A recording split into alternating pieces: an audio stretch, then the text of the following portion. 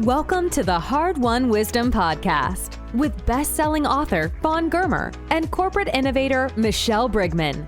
Come here weekly for career and life-changing conversations with some of today's most influential thought leaders, senior executives, and trailblazers who will share their mentoring wisdom.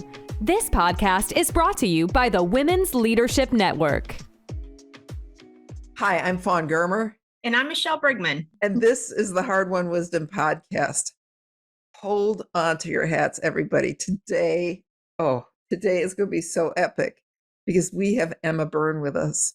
And from her credentials as a PhD scientist, it may sound like she's all stuffy, but she's not. And she's going to talk about the one thing I've been dying to talk about on this show, which is swearing, because I am such a cussing expert. And I know that my mother would cringe if she'd hear it. And I know that it's probably something that doesn't build my credibility. And so I want to talk about why we swear, how we swear, where we swear, and what it does to our credibility as leaders. So, Emma, welcome. Hello, Fawn, you cussing expert, you. It's lovely to meet you. And hello, Michelle. Yeah. And she's with us from London. So how on earth did you stumble into this? It was a bit of a hopscotch from my original research. I started out in artificial intelligence, and I realized that computers are nowhere near as interesting as the human brain. And I made a little bit of a sideways leap into neuroscience. And from there, trying to understand what it is that's made the human brain so incredibly, brilliantly adaptable, I found myself looking at pain and the reason why pain shapes, or the avoidance of pain, the desire to avoid pain shapes so much of what we do. And then from that, I got into swearing. And by the time I had a pile of research papers on my desk about swearing that was about a foot tall, and I bored every single person that I knew about how fascinating swearing was, it was basically a case of, could you just write this down and send it to somebody? Because you keep telling us about it and it sounds fascinating, but just make sure that you get it out there because we've heard enough. I managed to get a thing on the BBC about it. And then from that point onwards, it was basically propose the book, write the book. And now that means I get to talk to amazing people like you about why swearing is so fascinating in the human brain. I'm kind of curious if we should do it or not. I mean, Michelle clearly is the more dignified of the two of us, right? She is. And I was a journalist and raised in a newsroom. So I can out cuss anybody. But when I was in graduate school, I had a communications professor talk about a study on women using intense language, which of course was their way of saying many years ago. Way of saying. Not saying the MFR word, right? And that women were perceived as less effective. They shouldn't do it, blah, blah, blah. And yet I keep doing it. So I need an update. So tell us, why do we do it and what's the impact? Yeah, so I need an update on that study. The last update that I know about one was done in the early 2000s. And the way that it's done is that people are sent questionnaires with swearing phrases in, with tags that either say, this is Janice, she is a mother of three and she's saying this swear word, or this is Bob and this is a guy and he's saying this swear word. How badly do you rate the swear word? How intelligent do you think this person is? How likely are you to want to date them? And overwhelmingly, the women are considered to be less believable, less reliable, less competent. Guys outrank women on everything when they're seen as swearing, apart from the desire to date them. Neither men nor women are rated as being someone you'd like to date. But it's not clear if that's just how people judge women in general, whether it's much to do with the swearing or not. The fact is that even saying neutral phrases, women tend to be judged as less competent, less reliable, less believable than men because of the way we're perceived in society. And certainly the research shows that we don't swear less than men. Throughout history, women's writing has been less well preserved. But their private writing shows that we've been writing to each other using salty language for absolute centuries. But what seems to happen is as soon as a male researcher applies their gaze to female students as how much do you swear. Certainly throughout the 1950s, 60s and 70s, these female students were just saying, oh, me, sir? I never swear at all. Because we're very aware as women, we're cultured to understand that we have to present a certain image. We're expected to be certain ways. And so these women would outright lie to their psychology professors about how much they swear. And it was only when female psychology professors in the 80s and 90s started interviewing their female students that we actually started to get a sense of how much women do swear. And we do. We swear as much as men. Our swearing vocabulary, certainly in British and American English, tends to be the use of words that are perceived as slightly milder, but we do use swearing for the same reasons. Yeah, what constitutes a swear word? That varies throughout time and throughout cultures. So at the moment in the UK, I would say we're still pretty fond of the bodily function ones. And I guess from sort of popular media that the US is similar. But for example, in France, here in the European continent, in French swearing, very much about bodily functions, sexual relations, whereas I understand that in Canada, French Canadian speakers are much more likely to use religious swearing that is to do with words like tabernacle and postier. So even if you speak the exact same language, or I need to re-up on that one because it's not the exact same language. French Canadian and continental French are different, but the cultures have also driven apart what constitutes swearing. And also, if you look back 50 years, British English was much more concerned with things that were religious. We have a survey that's run by Ofcom. It's basically the people who check that broadcasters are doing something that's good. They're not quite like the FTC. Is it the FTC? No. Yeah. FCC, you're thinking. FCC, pardon me. So Ofcom is the equivalent of our FCC, broadly speaking, and they survey people once a decade. They do essentially a census of what are considered to be the most offensive words, and you can see this trend away from religious words, which are now considered to be not particularly worth noting, and towards bodily functions. And the ones that have changed the most are the slurs. We actually had programs on broadcast television here in the 70s and 80s that used words that would be unacceptable now because they are racist or they are to do with people's sexuality. And it's interesting that words that were not considered swearing then are now considered, almost impossible to broadcast unless it's what they call editorially justified. Which just goes to show it's not just a case that swearing becomes milder over time or we're more relaxed about swearing over time. What we consider swearing reflects whatever values we've got going on in a given moment. Hey, Michelle, did you grow up listening to those 20 words George Carlin had? Oh, or was yes. it was 7 words. The 7 Yes. words you can't. So Yes. I mean, that's what I think of as swearing, right? Yeah, and so do I. I think other things are pejorative, but not swearing. Yeah, and I think there's a generational thing about that that's, for me as well, those 7 dirty words are definitely my swearing vocabulary. One of those words, actually, and I'm going to be very cautious here because I know your audience is international. You can still, but you can. Okay. There's one swear word that in the 90s, when I was sort of in my teens and early 20s, was kind of reclaimed here in the UK, the C word, and women would call their male friends the C word, and blokes would call other blokes the C word, and it no longer became a gendered slur. And then something seemed to happen around just after the turn of the millennium, essentially with the rise of comment sections on the internet. Because in the US, I don't think that word had ever attained that kind of status of a friendly, bantering insult.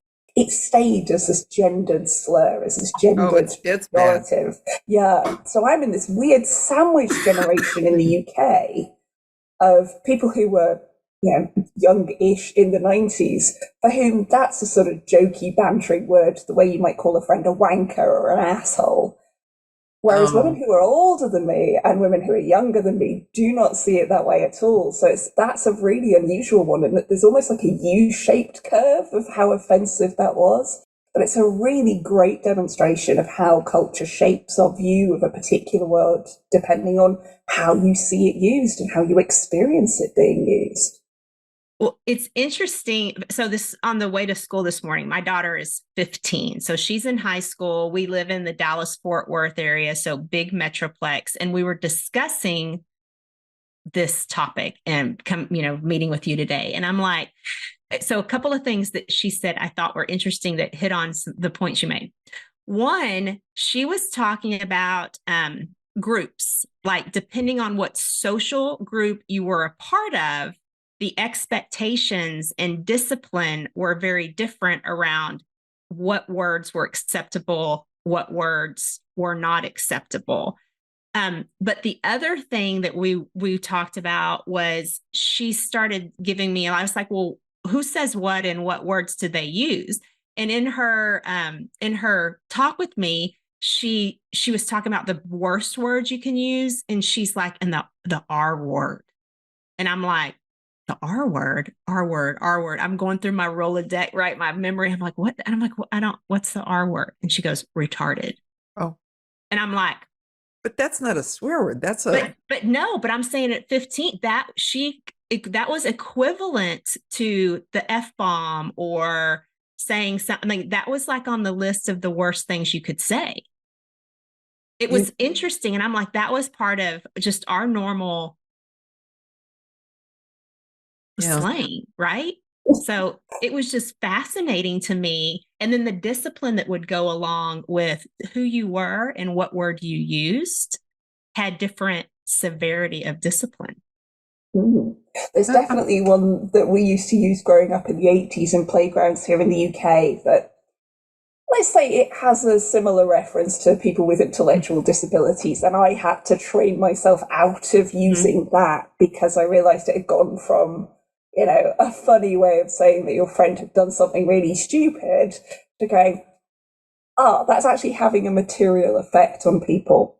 And it sounds like that's different to normal swearing. It sounds like, we're just being more aware of how people are, impacted by hearing these words. But actually, all of these words have had different types of power throughout time. And every time something becomes a swear word, it's because it's become a taboo. And anytime something becomes a taboo, it's about establishing some kind of power relationship in society.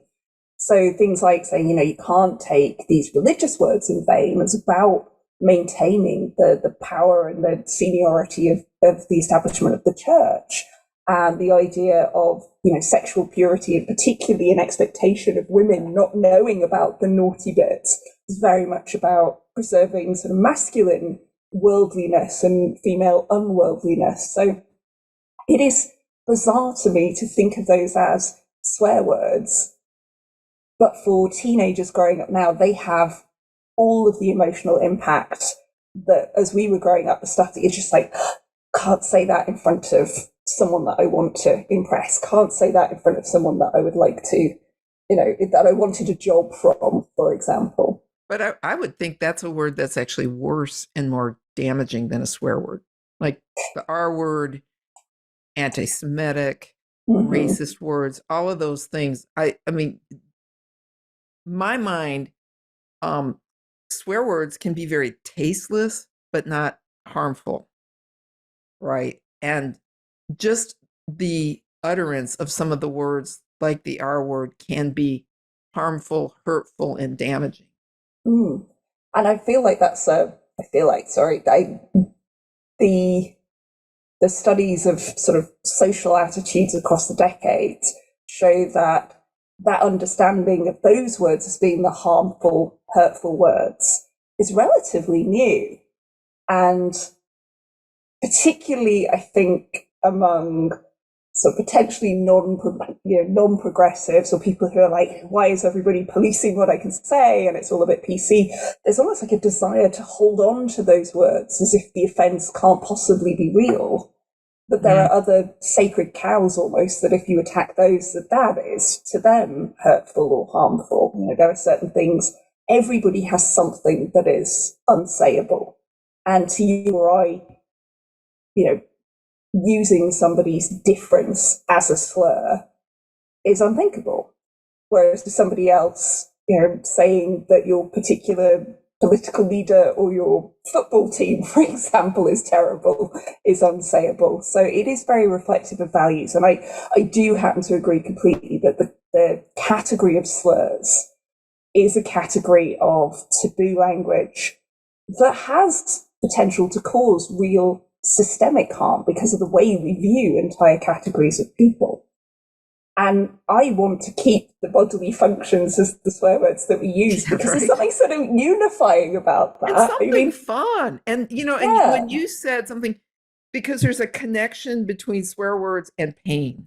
And these are the utterances that if you hit your thumb with the hammer, come out without thought. So talk a little about that.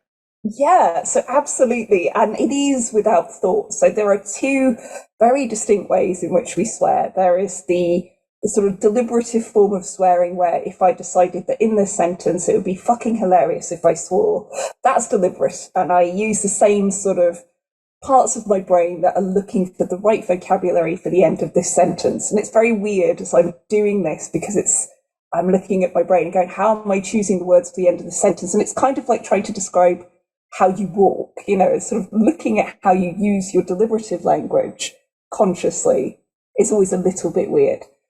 But when we use swearing in that way, it tends to be fairly unemotive. It tends to be fairly, it's chosen deliberately, it's chosen for an effect. But there's the other form of swearing, I am in pain, I am frustrated, I am elated, I am furious, I am needing to express some emotion in some way. And swearing comes out then too. And it seems to use completely different parts of the brain. And the reason we can be confident that there is a different way, a different path through the brain between emotion and swearing is that form of swearing tends to be preserved after strokes or after something called a hemispherectomy, the removal of an entire half of the brain, in people who've lost absolutely every other bit of language that they've got. So if you have to take, for the purposes of brain cancer or because someone's been in an accident, you have to take their entire left hemisphere. Usually that takes most of the areas that allow us to process and produce language, that turn the thoughts, the feelings, the emotions that we're having into this really complex ballet of muscle movements that are required to make words come out of our mouths. But the thing that remains is the connection between that complex muscular ballet and the really emotive stuff. And I was talking about this on a radio show, about 3 or 4 years ago.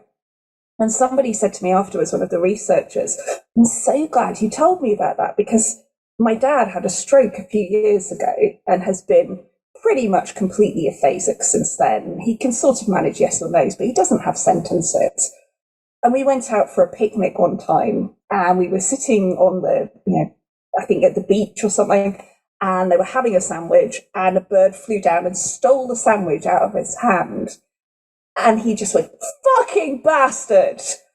And his mum was quite hurt. Sorry, her mum was quite hurt, his wife, because for 2 years, he's not said her name, he's not said he loves her, he's not said he's pleased to see her. The first intelligible sentence that he's uttered since the stroke is to call a seagull a bastard. But it's really common. It's incredibly common, which shows that there is something that is taking another path that the rest of our language doesn't. And that, to me, shows how necessary it is. In computer science, for example, which is my background, when we know we have something that we cannot afford for it to fail, we build in redundancy. We build in the ability for it to happen another way if the first way goes wrong. And the fact that in our brains there is redundancy for swearing is fascinating to me. Well, this is really interesting to me. My mom was in a nursing home for a long time, and this wasn't her, but I would see a lot of people with Alzheimer's or dementia saying words like that they never even used before. They become very salty later. Yeah, and that's a slightly different change in the brain. So again, it shows another way in which the kind of go, no go for swearing changes in the brain. And a lot of that is to do with the frontal lobes, the things that allow us to do something called executive function. So the things that allow us to say, I'm going to delay that reward because I know that it'll be worth more to me later, or I'm going to focus on this because even though it's a lot of effort now, I know it will pay off, or I'm going to withhold this anger signal because I know it might turn into a fight. So it's all of that kind of super ego stuff that's sitting there telling you how to get through your day without getting in a fight or ending up, turning up to a podcast still eating a bag of potato chips because you haven't planned your time properly. And that executive function stops us from just doing whatever. And as the frontal lobes start to shrink in older age, its ability to say now is not a good time to use that salty language just vanishes. And so the willingness or the ability to just break through your own taboos and swear when you feel frustrated or enraged becomes actually much easier. You don't have this gatekeeper anymore saying, that's maybe not such a good idea. That said, living without executive function is incredibly difficult, hence the need for sort of very intense nursing for people who have lost that. But yeah, people who lose frontal lobes do tend then to lose control over the swearing. So, Michelle, how much have you used swearing in your professional career? So I'm very cautious about using swear words at work. However, I will find that if there's something that it's emotional to me, that I have some of my favorites that I'll drop, right? So it doesn't happen a lot, but when I do, I think they're pretty well placed of where I need them to be and where I want them to be. I think what I think is so interesting is how it sounds like there's so much of it that's knee-jerk, which makes me wonder, can we stop ourselves from cussing? Can we ever stop ourselves from cussing? Can we train ourselves out of it if we think of it as a bad habit? I'm not sure if we can entirely. There are people who say that, I never swear, or I only swear in absolute extremists. And I think they probably find other ways of dealing with those strong feelings. I think all of us are capable of tone switching, or at least most of us are capable of code switching between different circumstances. And it makes me think of what Michelle was talking about earlier and her daughter and the walk into school. That understanding that there are certain situations in which we have to work that executive function a little hard. We have to say, this is not a place to drop an F-bomb no matter what happens. That is something that I think we're all capable of. And we just happen to draw that line of acceptability in different places depending on who we're with. Recently, we had another change in Prime Minister. You may or may not be aware of this. Yes. And who knows? That was complicated, wasn't it? That was complicated. And by the time this goes out, we might have had another. Who knows? But there was a debate between, I think it was Rishi Sunak and Liz Truss. It was just before Liz Truss became the leader. So, sort of 8 weeks ago now. And somebody fainted. I think it was a moderator fainted. And you could see her before the camera cut, just this look of horror on her face and her hands going to her mouth. And I am very impressed that she didn't swear, that part of her was in I'm on camera mode, because she isn't someone who seems particularly media savvy. But the fact that a swear word didn't come out there, and I have it on good authority that Liz Truss knows how to swear, the fact that she managed to not swear, I thought was quite an impressive bit of gating and knowing that was not the right time in the right place. Although I can't help thinking that if she had, she might have seemed a little bit more human and relatable. There's some very interesting studies about the fact that swearing doesn't always damage your reputation. It doesn't always damage your credibility. Yeah, I know if I'm like if it's even at work, a close relationship or more, just the walls aren't so rigid in terms of all of it. Now I have my favorites, right? I have probably 3 words that come out on a regular basis, but they're typically not done. Well, I don't really have a whole lot of scenarios at work where something unexpected happens where it's just without thought and it's sort of that explosive release of pressure. Yeah. But I know that a funny story. One of the folks that worked for me, he came out of the military and he joins the company and he's one of my senior leaders, and everything had cuss words and everything. He was swearing to the point where I'm like, okay, I'm uncomfortable. The team's uncomfortable, even though it was well placed and he was very professional, it was too much.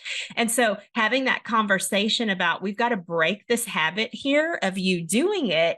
But I needed it to not be something where I'm completely reprimanding him all the time. We needed to make it fun. So it was, when you're caught, I don't remember, we had like some silly saying or something he had to do because we'd all call him on it. And it was awesome because he hated the punishment. I mean, again, it was silly. It was funny. The team loved it. Like, everybody got involved, but he hated it so much because it was awkward and embarrassing. That habit, he had it pulled up under control in just like a couple of weeks. It was awesome though. To see the self-regulate of the team to sort of reel back into what's acceptable and what's not. I don't know if I could do that. And I think proof of that would be that it slips out when I'm around kids. And they'll just come out and then I'll be just da-di-da-di. And then the parent, their eyes get huge and it's like, I guess I want to know, why not swear in front of kids? They're going to do it sooner or later, right? Oh, there's some great research on that says if you swear in front of your kids, best thing you can do is acknowledge that it happened, identify the emotion that made you swear, and then move on. The worst thing you can do is go, because all the kids learn then is that it's a way of getting this huge emotional reaction, and they will do it forevermore. And I'm still, So I was finishing the swearing book around the time I was about 8.5 months pregnant. I sort of typed the last bit, bouncing on a yoga ball, going, give me another week. So I sent that off. And then by the time we were doing the media round, because of how long publication takes, I had a 6-month-old. And the question quite regularly, particularly if she was with me, was, what are you going to do, when your child picks up swearing? I said, I don't know. But there is this really good research about you talk about the emotional content, you move on. It's if you never talk about swearing or you never demonstrate swearing and your kid's first experience of swearing is in the playground or from someone whose values you don't share, they're likely to swear in a way that you don't like. So maybe I'll let her see the way I use swearing. Well, I'm curious. So when you were in labor, did you swear? Weirdly, I didn't. But I think that's because I was using other techniques. This is very sad. I had a video that was taken from when I was diving, of me diving with the various fish, and it was very awesome. It was very beautiful. And I watched that over and over again. It was about 5 minutes long. And I thought, even if I'm in labor for about 12 hours, that's not going to get too repetitive. 72 hours later. We're done with that video. I think it was a Vangelis song that went with it. And if I hear it now, it's just like, okay, I've heard that enough for a lifetime. So I didn't swear, but largely because I don't think I was in that place at the time. I actually did feel quite in control during labor. The times I swear most are probably when driving, and particularly if someone drives in a way that I perceive as hazardous, in my sort of uber cautious kind of way. Sometimes then I'll swear, or when it is frustration. It is that I've reached my limit. And we were on holiday with my daughter 2 years later. And we'd gone to one of these sort of family restaurants that's incredibly busy, has a buffet, people are going backwards and forwards with trays full of food, and there are drinks being carried around, and there are toddlers running around. And I thought, this is a hazard place. This is just, something's going to go wrong here. So I'd said to her, you need to sit in this high chair. I know we don't normally use a high chair, but you need to sit in this high chair. I can't have you running around in here because you're just going to get plates dropped on you or trip over someone with a tray. And then afterwards we'll go for a run around. And she was kind of okay. She kind of bought it. And she sat there and she shoveled like pasta and hot dogs into her face for about sort of 10 minutes. And then she finished and drawing things in yogurt on the tray. And then she's obviously very, very bored. And she turned around to me and she goes, Mummy, get me out of this fucking high chair. And I could hear. How old was she? She was about 2. Oh, that's And it was beautiful. probably one of her first incredibly complete sentences as well. But it was my intonation as well. I could hear my own intonation. And there were two conflicting feelings within me. One was, if someone hears her say that, they're going to think I'm a terrible mother. And I realized it's completely about external judgment. Yep. And the other part of me was, 3 weeks ago even, this would have been a complete screaming meltdown. This would have been the yogurt being thrown on the floor, the crying, the weeping, the drumming of the feet, the arching of the back, the high chair's going to go over because she's gone fully, exorcist at this point. And instead she just swore, and I knew how intensely she felt about it. And we went outside and it's like, do you know what? That wasn't a bad use of swearing. So we talk a lot in our house about appropriate and inappropriate uses of swearing, rather than just saying swearing is always a no-no. Because otherwise she'd know I was a complete fucking hypocrite.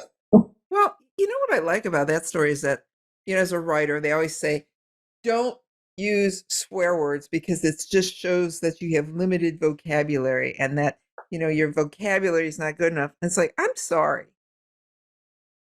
When I swear, I assure you, that is the best word possible. Absolutely.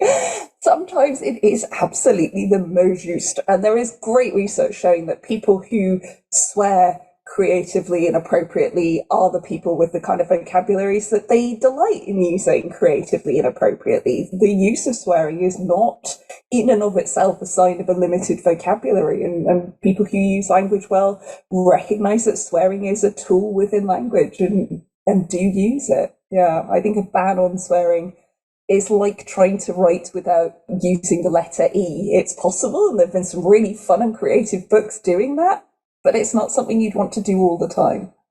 So you've hit on a couple of things, right? There's the benefit. So I'd like to spend a little more time on the benefits to us when we do swear. So in that situation, and then I don't know, you make me think about what does it take to change to where it is, I guess, more acceptable for women? Like there's especially in the workplace, like yeah, those are two fascinating directions. So I'll take the first one first, the benefits of swearing, because I think that's the reason why we need to make it more acceptable for women, because there are so many benefits. I mean, the first one obviously is the pain, and we've touched on that.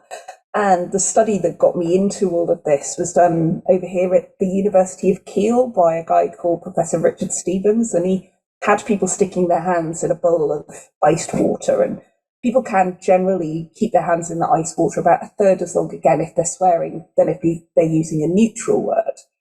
And it's a brilliant study because it demonstrates... Say that again. Oh, so fascinating.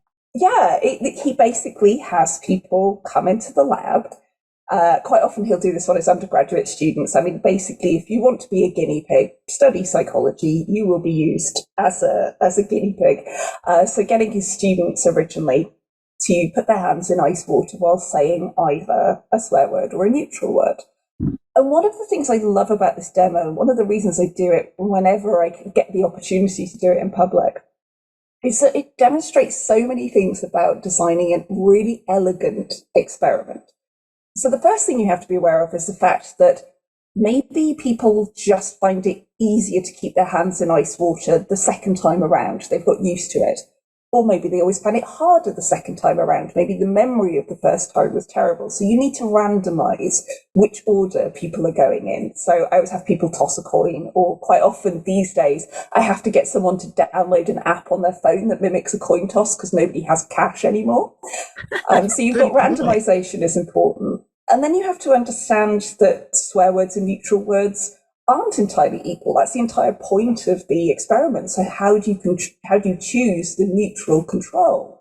So he has people describe a table or something. Give me 5 words that describe this table, and I'll quite often use something that's in the room, and you try to remember he presumably recorded these 5 words, and then it's tell me what you'd say if, for example, you experienced a sudden and excruciating pain.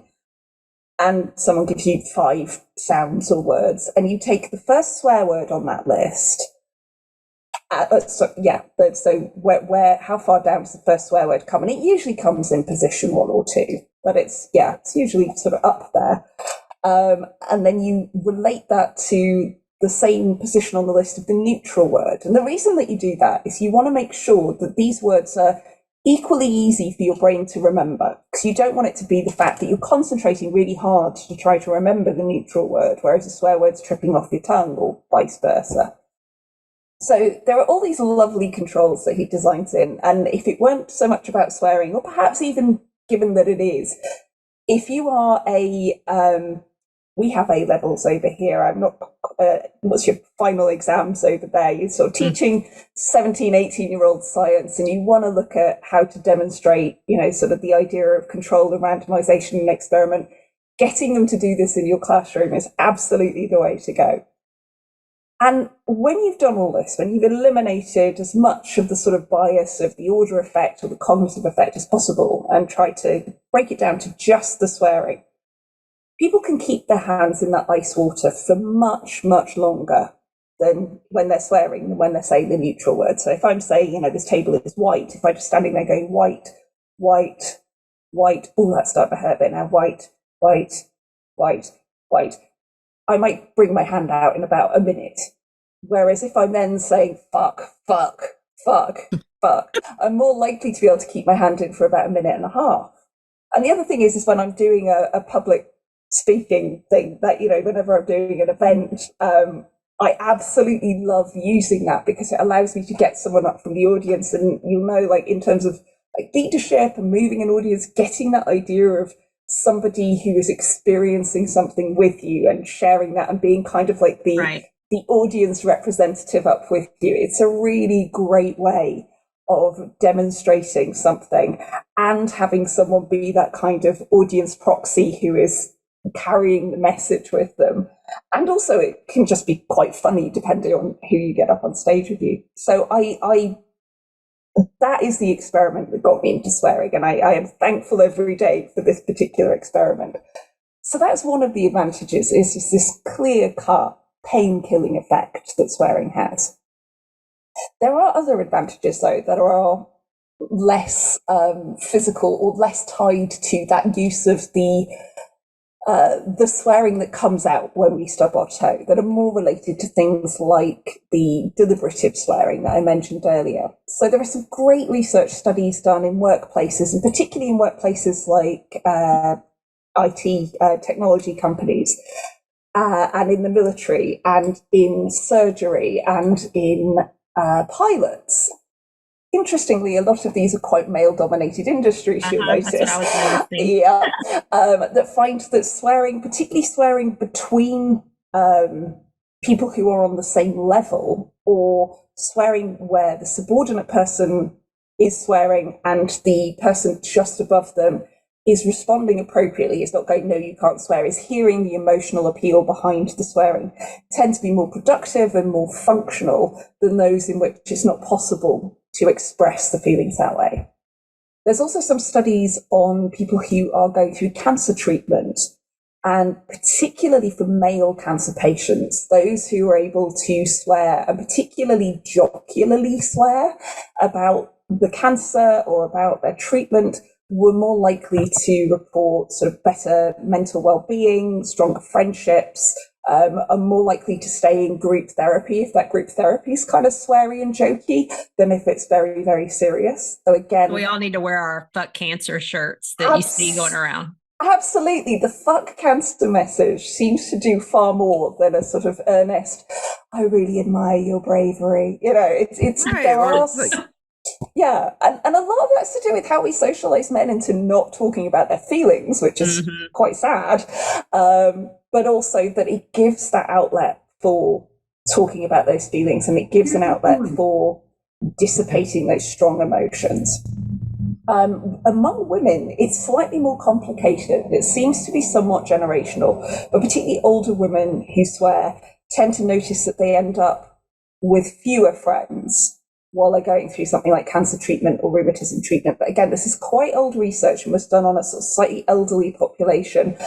I like to believe that most of my girlfriends if I was going through something like that and I was swearing my fucking head off, would be swearing in solidarity. Yeah. I think this is generational, but I don't have data on that yet.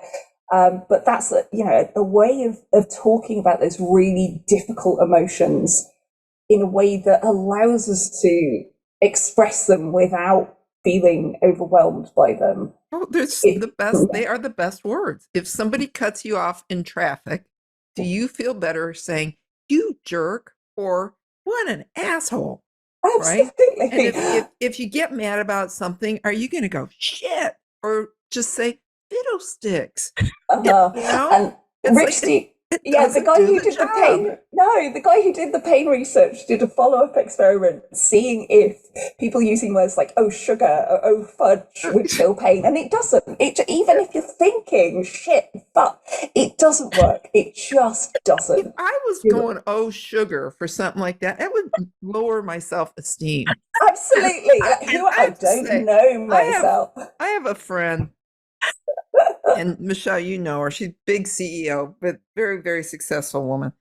And she blew into some small dinner I'd been invited to, and within 2 minutes, she said the word "fuck" completely and wholeheartedly. And I looked at her and I thought, I want to be her friend. That's why I wanted to, because she said it and she said it right.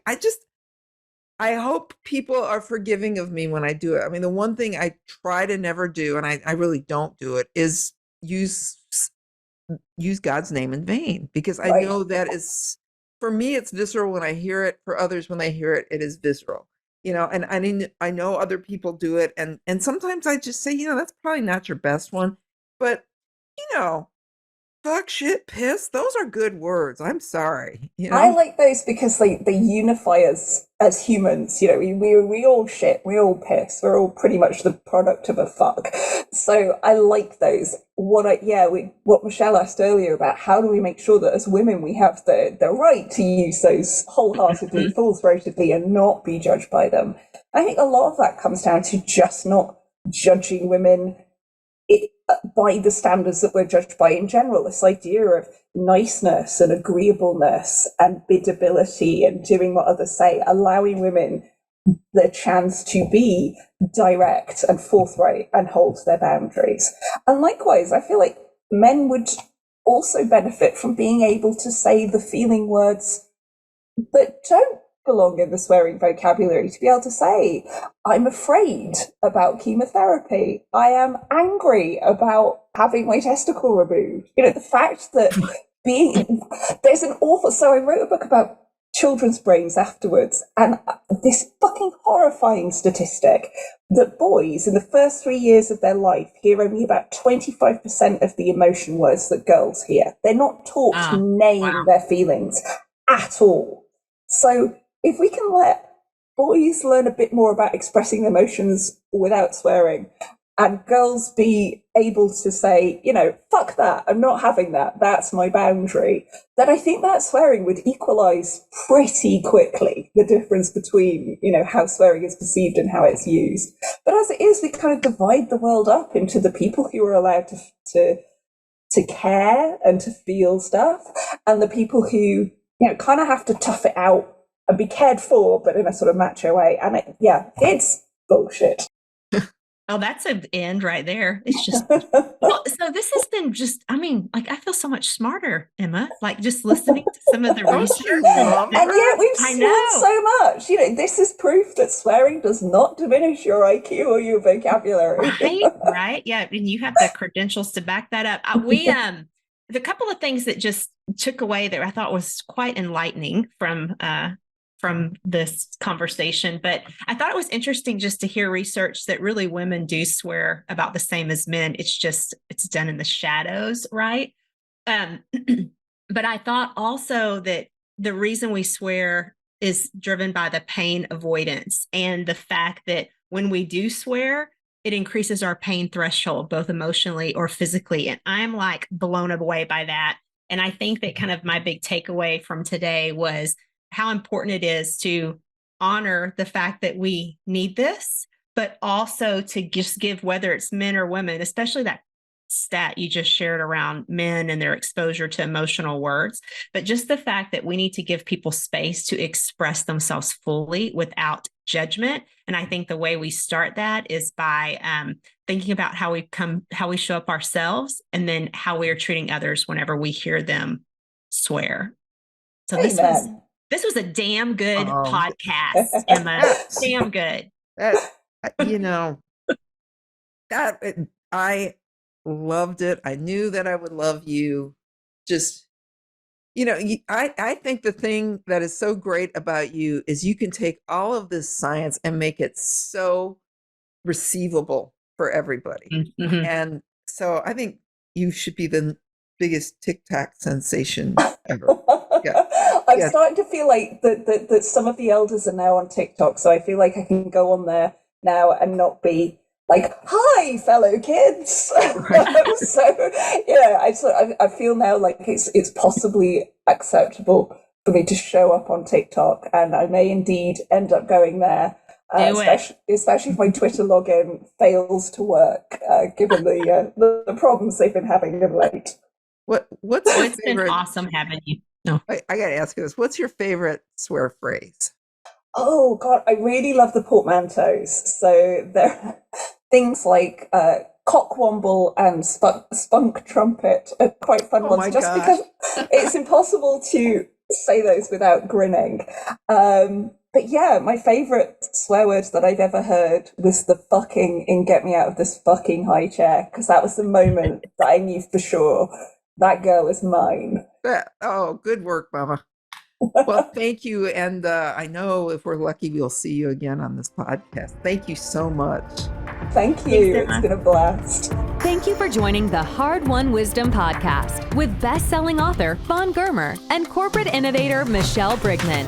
Join us weekly for career and life-changing conversations with some of today's most influential thought leaders, senior executives, and trailblazers who will share their mentoring wisdom. This podcast is brought to you by the Women's Leadership Network. Visit hardwonwisdom.com for more on this podcast and for links to Fawn and Michelle's web pages and social media. Also, be sure to rate, subscribe, and review wherever you listen to your podcasts. We really appreciate that effort, and we'll see you next week.